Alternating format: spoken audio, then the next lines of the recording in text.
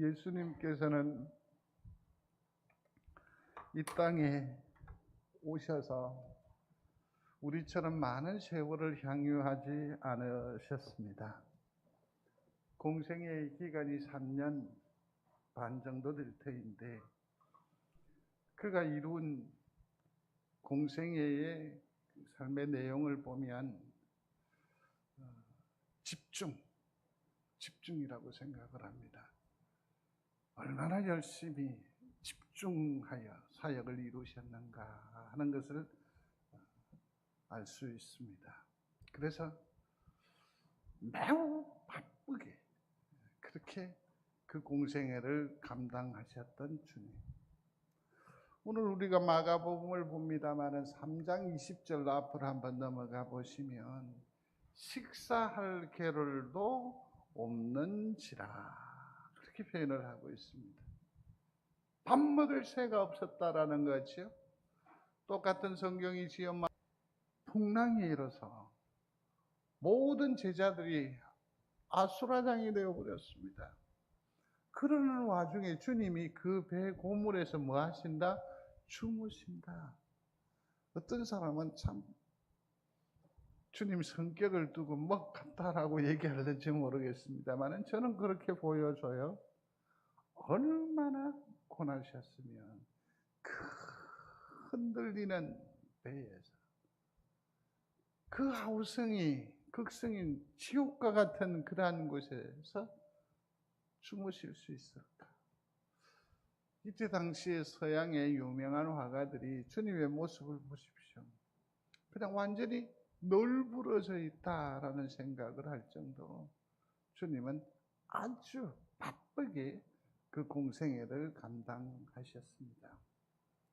오늘 본문은 보면 대가볼리라고 되어 있습니다. 저 주변을 그냥 대가볼리 지경이라고 합니다. 거기 보니까 갈릴리 호수라는 그림 밑에 보면 가다라라고 하는 곳이 보이는데, 여기는 우리가 오늘 함께 하신 그 본문의 배경이 들터 있지요. 그라사인의 지경이라는 말이 나오는데, 다시 한번 본문 25절 거기 근처에서 보면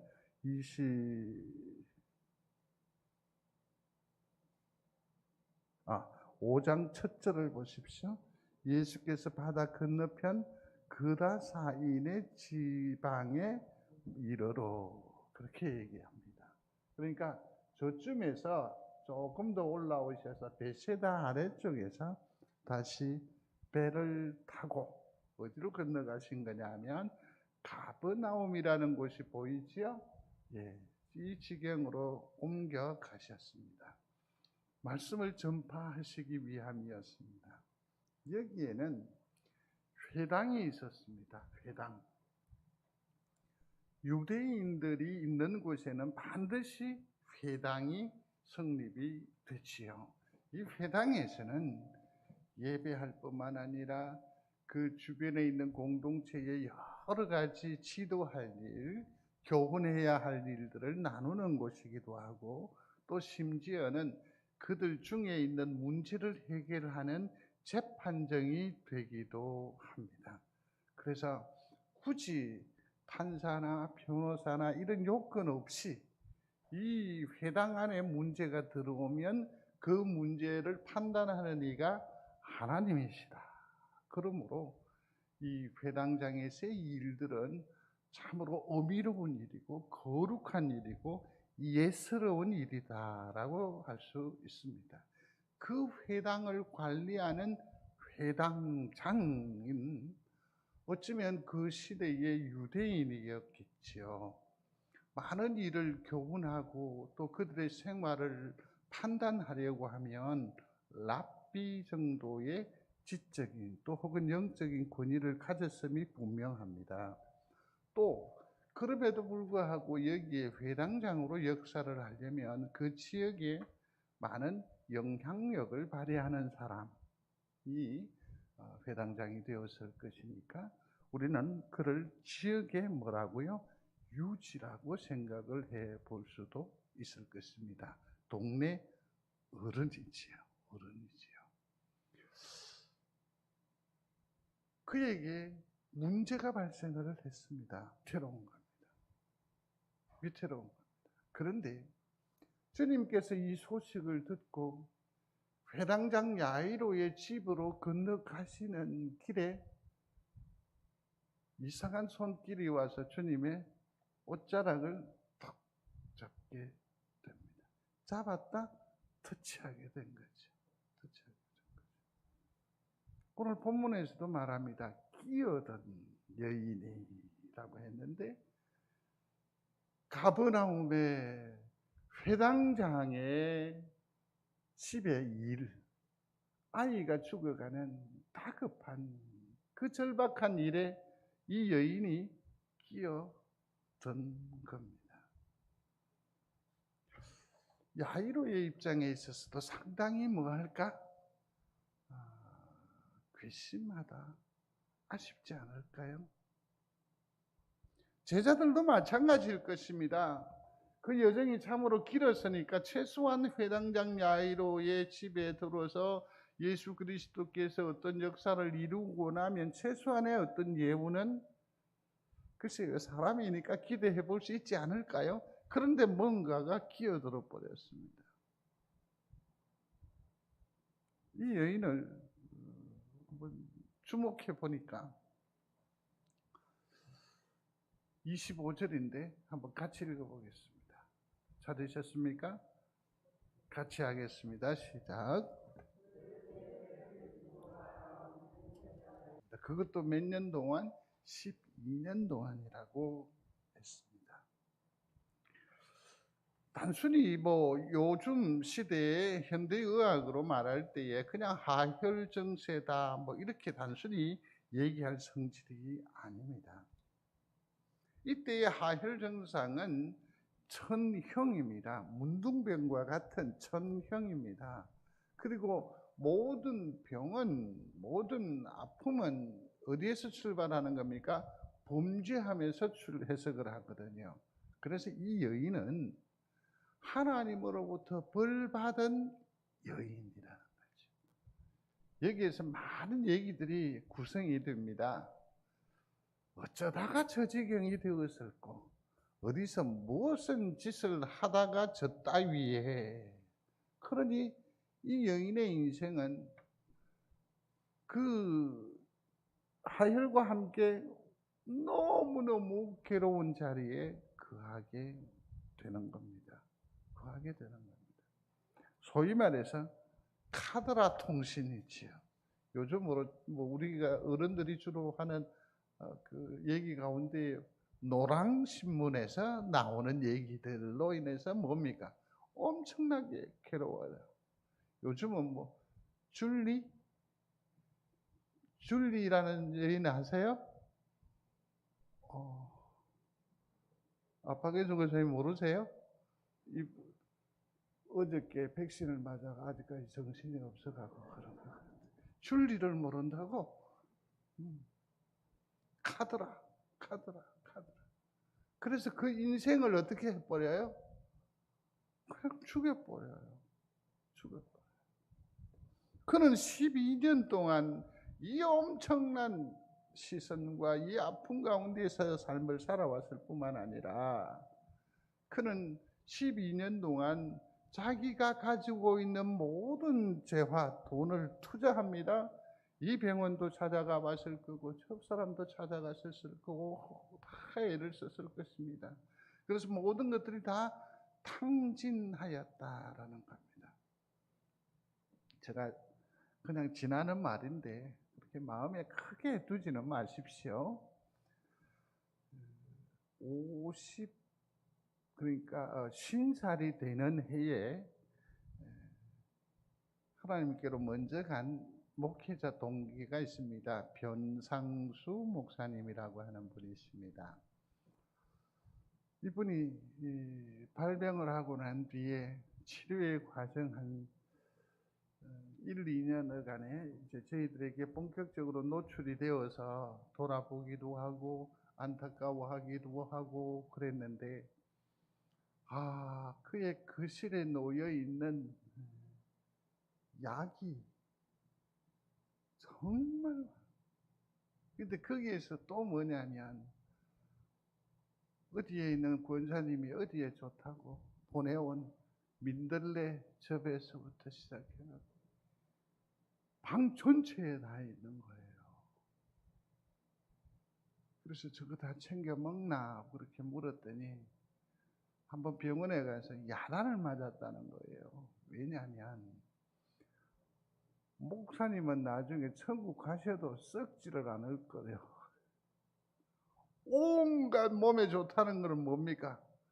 약 처방도 없이 민방으로 다 받아들여야 해요. 저희 모친이 늘 하시는 말씀이 있는데, 야야, 이거는 몸에 좋은 기다. 생각해 보십시오. 우리가 아무리 바쁘게 살고 험난한 이 세월을 감당합니다마는 지금껏 생각할 때 몸에 좋지 않은 것 먹은 기억이 있습니까? 다 몸에 좋은 것만 먹었죠? 계란 하나를 먹어도 야야 이게 몸에 좋은 기다. 김 한 장도 몸에 좋은 기다. 머리가 까매질 거라 하더니 온갖 마음이 약해져 있기 때문에 그런 겁니다. 그러나 그는 피폐해져 있었습니다. 그런데 이 여인이 주님 가까이 나와서 그 옷자락에 손을 댔다라는 것 아닙니까? 손을 댔다. 이것을 그냥 우리가 쉽게 생각할 수는 없을 겁니다. 왜냐하면 이때 예수님은 혹세무민한 사람, 혹세무민이라고 하는 것은 속인다는 거죠. 요즘 예수님의 형편과 처지를 생각하면 사이비 한다 그런 뜻이에요. 그러한 사람이 누구라고요? 예수님인데 거기에 누가 가서 자기의 온 몸과 영혼을 맡긴다는 게 쉬울까요? 어려울까요? 어려운 일이에요. 그럼에도 불구하고 그는 나아가요. 또 하나,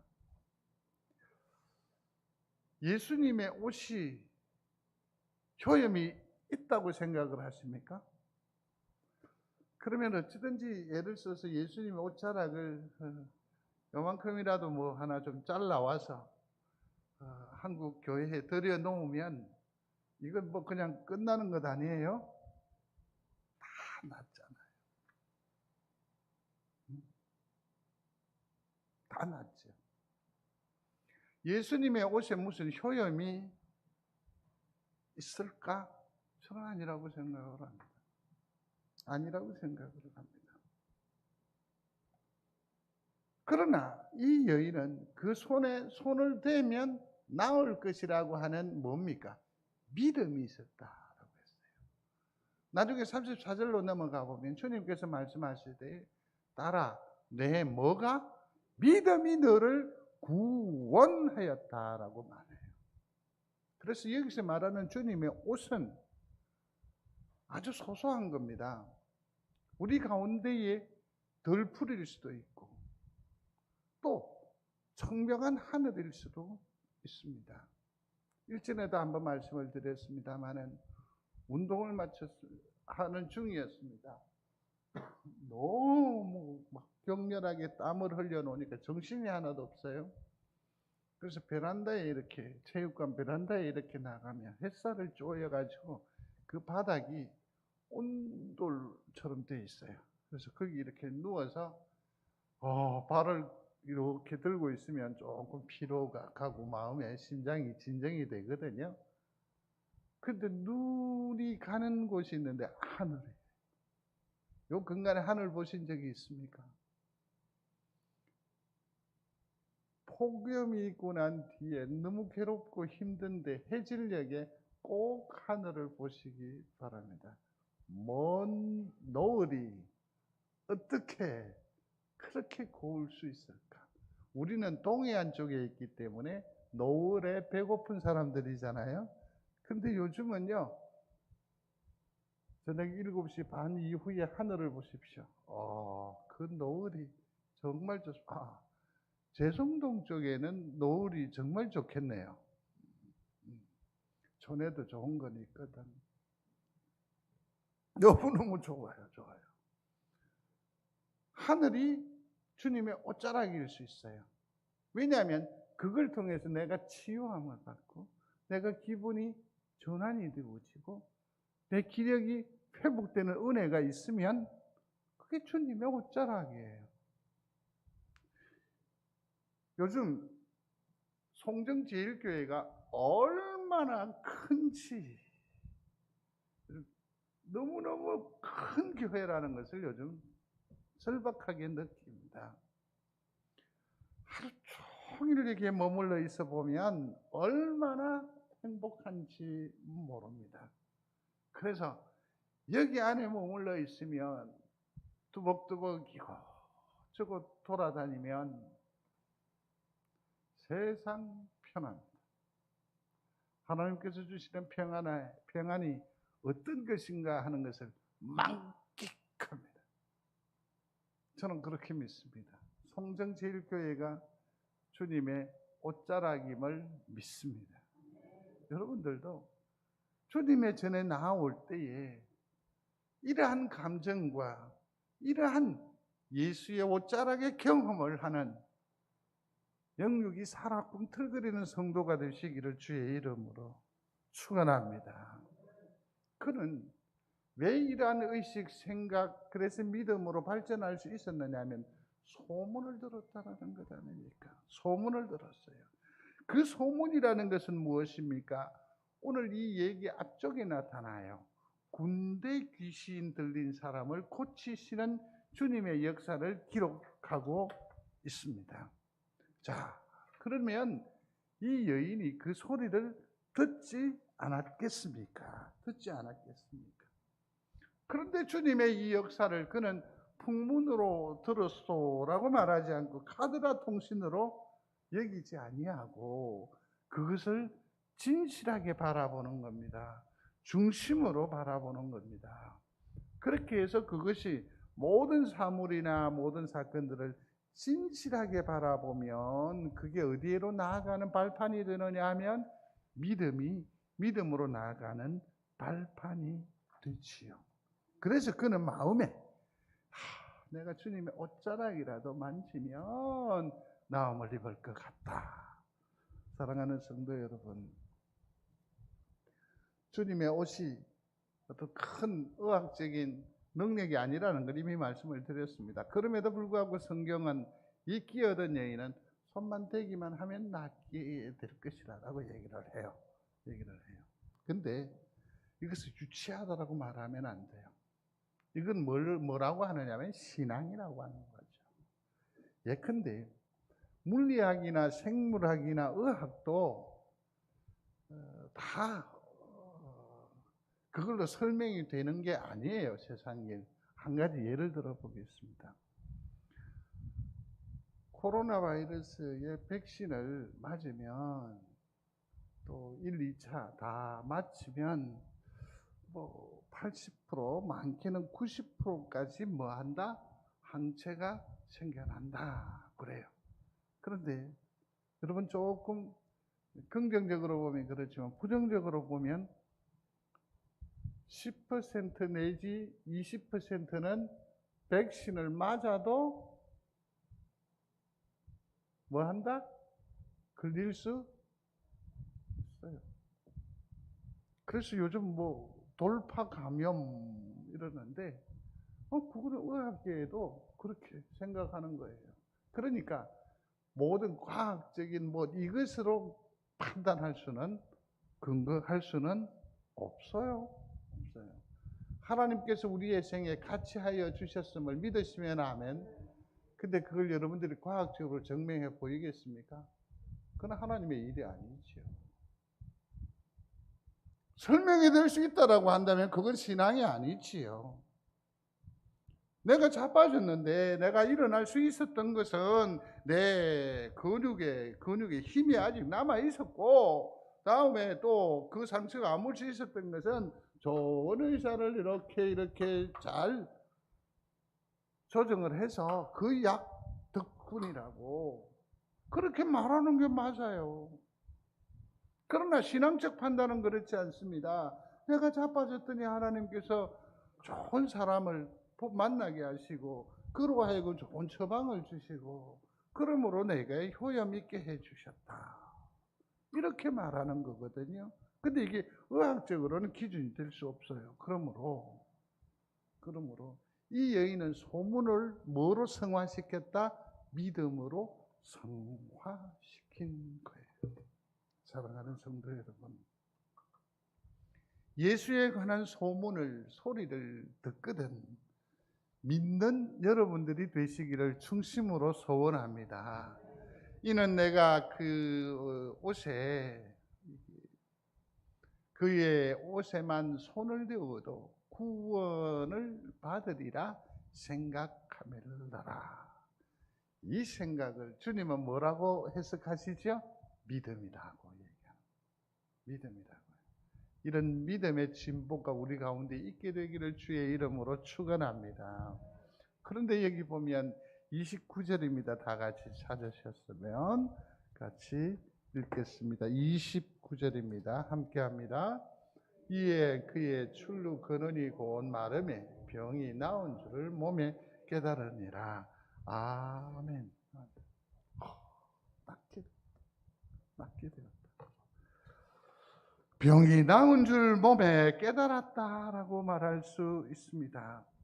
12년 동안 그렇게 괴롭게 했던 것이 그냥 싹 말랐다라는 것 아니겠습니까? 말랐다라니. 그런데 오늘 성경의 전체적인 진행을 보시면 좀 의아하다라는 것을 깨닫게 될 거예요. 몸이 나으면 게임 끝나는 거잖아요. 그런데 여기에서 왜 믿음이라는 것을 굳이 얘기할까? 왜 구원을 얘기할까? 그죠? 나중에 또 당부까지 해요. 나중에 살피겠습니다만은 34절 있는 대로 한번 눈을 슬쩍 한번 옮겨 보십시오. 내 몸에 놓여 뭐 할지어다? 건강할지어다. 이런 또 당부까지 해요. 자, 주님의 옷이 능력이었고 그래서 터치를 했더니 나오면 그냥 이 여인은 끼어든 것에 있어서 속 빠지면 돼요. 근데 얘기는 계속해서 진행이 된다라는 것 아닙니까?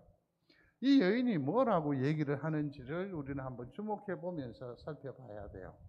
거기 보면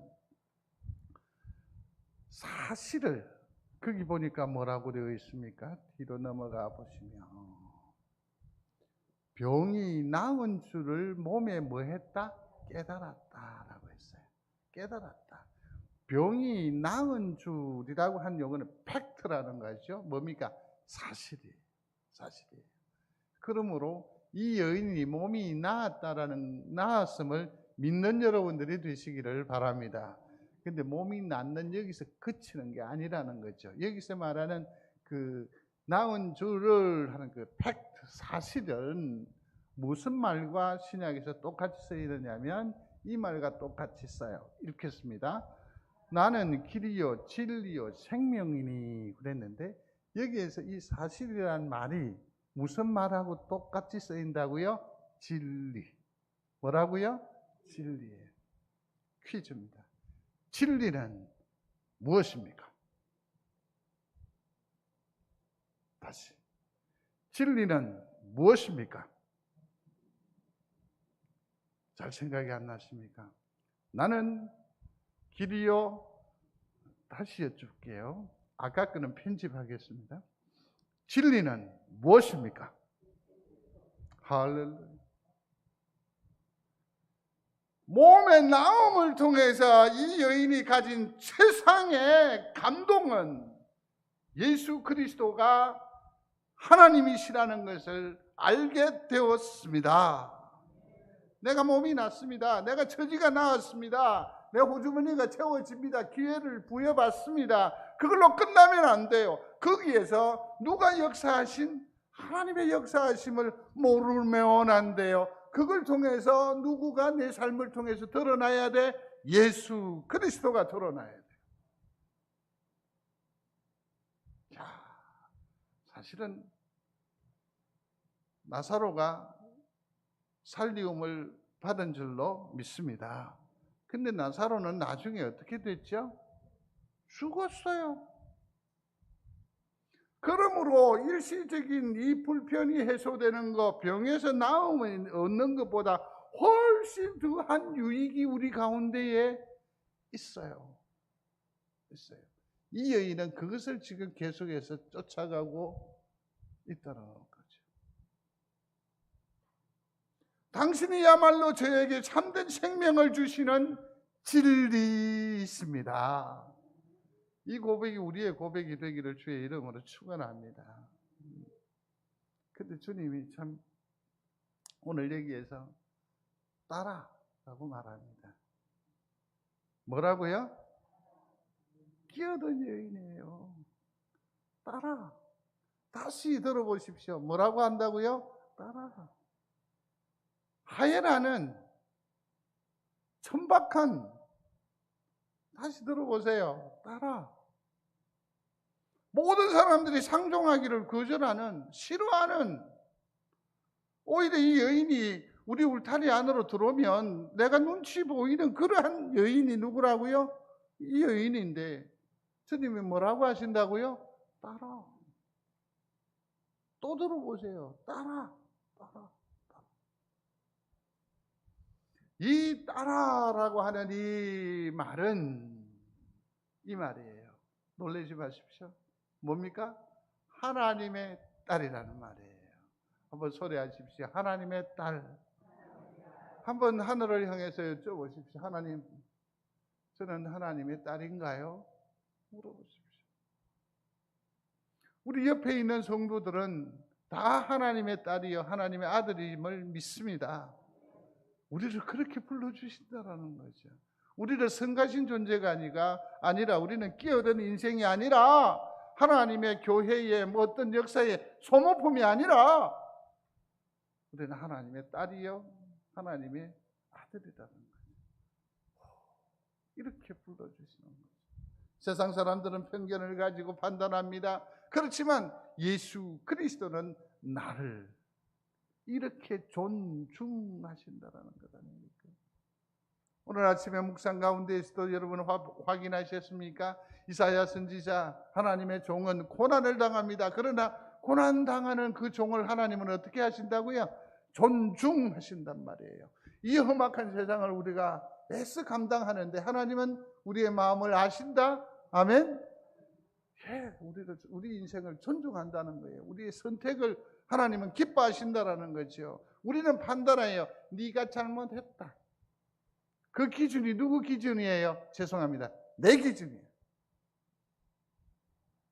하나님은 우리가 바보 같은 선택을 하고 어리석은 결정을 할지라도 하나님은 어떻게 하세요? 인정해 주세요. 그렇게 해서 그 길을 통해서 돌아 결국은 바르게 가게 하시는 하나님의 인내, 하나님의 천년의 사랑. 아는 여러분들이 되시기를 중심으로 소원합니다. 그래서 지금 이것 가지고 판단하지 마십시오. 인생을. 그는 하나님의 아들이고 그는 하나님의 딸이에요. 하나님의 딸이에요.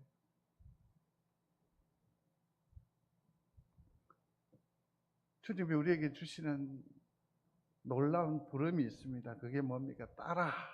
그러고서 말씀을 하세요. 내 믿음이 너를 구원하였다. 그리고 또 뭐라고요? 평안히 가라. 다음에 병에서 놓여 건강할지어다. 건강하시게 이 사람아. 응?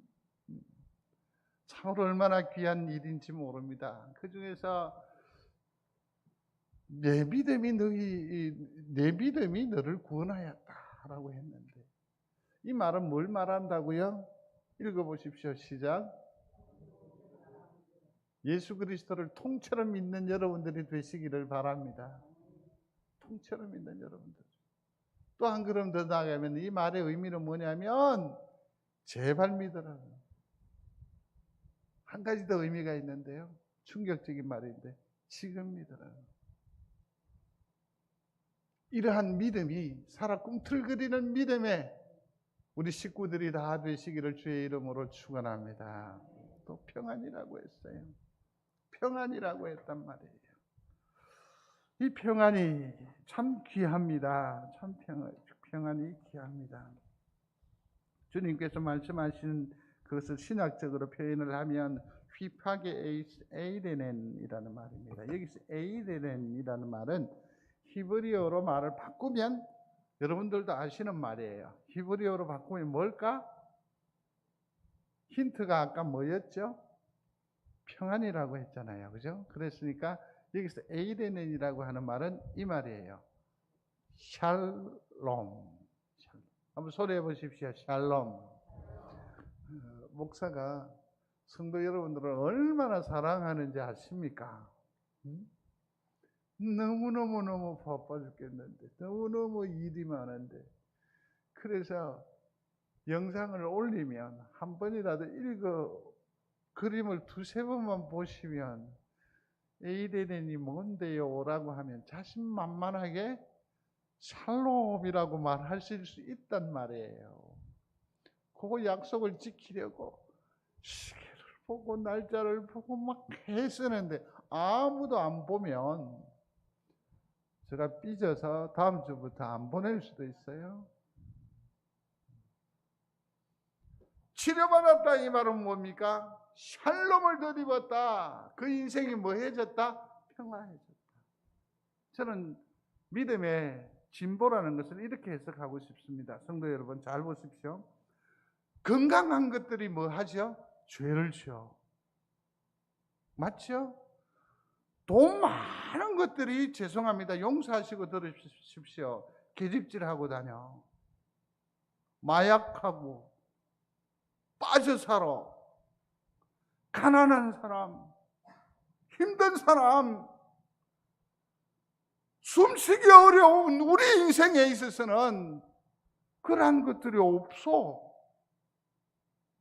그래서 저는 이렇게 역설적으로 말하고 싶어요. 그게 뭐냐면 아픔에서 낫는 것도 중요하지만 아프면서도 평화할 수 있는 것이 신앙의 능력이다. 이러면서도 우리는 하나님을 의지합니다. 하나님을 소망합니다. 그게 신앙인의 삶이요. 하나님의 축복받은 인생이라고 저는 생각을 합니다. 내 모습이 얼그러져 있고 내 모습이 참 내 마음에 들지 않지만 내 속에 그리스도가 살아 꿈틀거린다고 한다면 오늘날 내 인생을 하나님께서 존중하신다라고 믿는다고 한다면 오늘도 힘있게 삶을 살아갈 수 있습니다. 그런 성도가 되시기를 중심으로 소원합니다. 그리고서는 뭐라고 주님이 축복하십니까? 건강이지요. 내 병에서 놓여 건강하게 살아가시라 이 말입니다. 여기서 말하는 바 병이라고 하는 것은 뭘 말하는 것일까요? 우리가 다 하혈을 하지 않습니다. 우리가 다 문둥병에 걸려 있지 않습니다. 그러나 성경이 주는 이 영적 의미를 확장해서 설명을 한다고 한다면 이 병은 우리의 삶을 파괴하는 악한 세력이에요. 곧 온갖 억측과 망상과 피해의식과 자기 욕심과 자기 과시, 자기 집착 그런 것이 다 병이에요. 그런 것에서 자유함으로 뭐 하라고요? 건강하게 살아가라. 그렇죠? 여러분 한번 생각해 보십시오. 이것을 만지면 시원하게 될 줄로 다 알아요. 근데 만지지를 못해요. 소유하지를 못해요. 왜냐하면 뜨거울 기라. 이런 것도 해가지고 재미 본 적이 없어. 이런 것 때문에 하나님 그 은혜에 선뜻 나아가지 않아요. 못해요. 그러나 성도 여러분, 오늘 주님께서 우리에게 말씀하십니다. 뭐냐면 이러한 여러 가지 생각들을 다 내려 놓으라. 그러면 우리의 생각은 뭡니까? 건강하게 되죠. 생각이 건강하게 되면 육신의 연약함은 극복될 줄로 믿습니다. 그렇게 활기차게 사는 거죠. 활기차게. 한 주간 개인적인 고백입니다만은 삶을 이렇게 살아오면서 이렇게 해도 되나? 저렇게 해도 되나? 이런 생각이 많이 들더라고요. 많이 들어요. 그러는 중에 제가 이런 생각을 했습니다. 아니다. 하나님께서 내게 주신 이 세월에 최선을 다하며 살란다. 진실하게 삶을 살아보자. 그러나 매 순간 유의미할 필요는 없다. 그렇게 정했어요. 그러니까 뭐냐면 뭔가 열매를 맺어야 되고 의미 있는 일 만들어야 되고 목적이 있어야 되고 비전이 있고 막 이제는 그러고 싶지 않아요. 그저 내게 주신 세월 그 은혜에 감사하면서 오늘 최선을 다하며 살고, 또 전에는 너무 바빠서 촉박해서 마음을 두지 못했던 그런 인생이나 그런 사건들에 대해서 뭐 합니까? 이제는 사랑하는 거죠. 전에 같으면 어라? 방금 뭐라 했어? 이 말은 이렇게 막 날카로운데 그게 아니고 그러신가? 사랑하네. 성도 여러분, 모든 집착에서, 모든 욕심에서, 모든 그런 악한 것에서 자유함으로 건강한 남은 인생이 되시기를 축복합니다. 축복합니다. 이제 말씀을 맺습니다. 이제 우리 인생도 남은 인생을 하나님의 딸로서 살아가는 귀한 성도들이 다 되시기를 주의 이름으로 축원합니다. 우리가 그렇게 하나님의 딸로 살면 됩니다. 다른 거 필요 없습니다. 그저 하나님의 딸로 살면 됩니다. 뭐 별다른 이름이 필요합니까? 그냥 하나님의 딸로서 우리 행동거지 하나하나가 뭡니까? 다 능력이 되고 증거가 되고 간증이 될 줄로 믿습니다. 6장 35절 찾아보십시오.